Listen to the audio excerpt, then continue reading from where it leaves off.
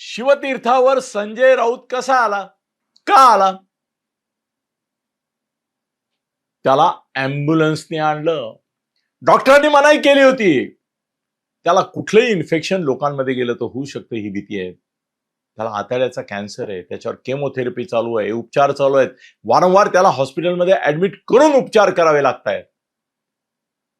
बंदी असताना तो आला. याची कारण पहिलं, मी जिवंत आहे, मी सुरक्षित आहे, मी सुखरूप आहे आणि मी चालतो फिरतो आहे, हा मेसेज देण्याची त्याला गरज वाटत होती. कारण त्याच्याबद्दल भरपूर अफवा होत्या की आता काही खरं नाही, फार दिवस नाही.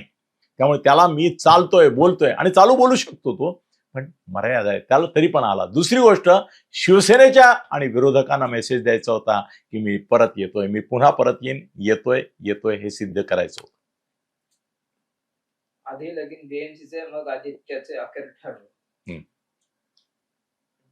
म्हणजे मला कळणार कसं पण 50 सेकंद